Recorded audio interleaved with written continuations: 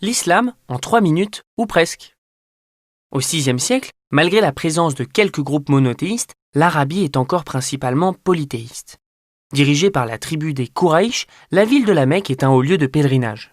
C'est là que naît vers 570-571 le prophète Muhammad. Orphelin de père, il devint berger avant d'entrer au service de Khadija, riche commerçante d'environ 15 ans son aînée, qu'il finit par épouser.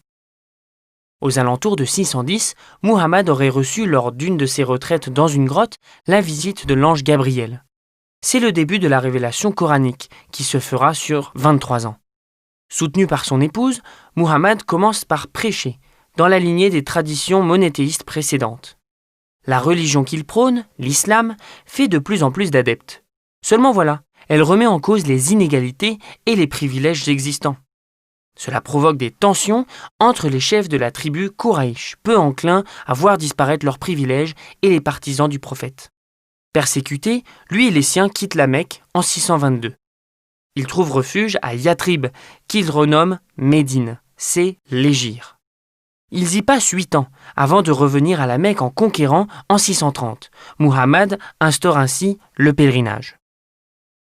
2 ans plus tard, le prophète Muhammad meurt à Médine sans successeur officiellement désigné. Cela ouvre une période de conflit interne autour du choix du nouveau guide politique et spirituel des musulmans. Ceux que l'on appellera ensuite les chiites estiment que c'est logiquement à Ali, son cousin et gendre, de prendre la succession de Muhammad. Mais la majorité des chefs tribaux estiment qu'Abou Bakr, l'un des compagnons du prophète, est le mieux désigné. Il devient le premier des 4 califes dits bien guidés. Aujourd'hui, les chiites sont surtout présents en Iran, en Irak et dans plusieurs pays de la péninsule arabique et d'Asie centrale. Les sunnites représentent quant à eux 90% des musulmans. C'est à eux que nous nous intéresserons plus particulièrement dans cette vidéo. Comme toute religion, l'islam s'appuie sur des croyances, des codes, un culte et une communauté. La foi des musulmans sunnites repose sur 6 piliers. La croyance en un Dieu unique, ses anges, ses prophètes, ses livres, la prédestination et le jour du jugement dernier. La foi des sunnites trouve sa source dans le Coran, qui est la parole de Dieu révélée à Muhammad, ainsi que dans la Sunna, ou tradition, qui vient éclairer et préciser le contenu de la révélation coranique.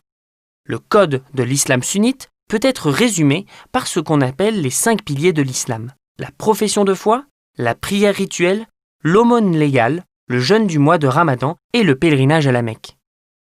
Le culte musulman, quant à lui, se manifeste principalement par les 5 prières rituelles quotidiennes, qui s'effectuent tournées vers la Mecque et plus précisément la Kaaba.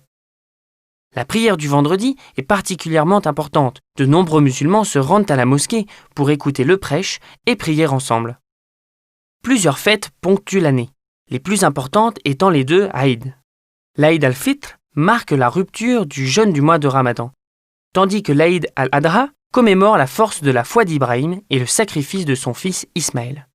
La communauté musulmane, enfin, regroupe aujourd'hui près de 1,6 milliard de fidèles.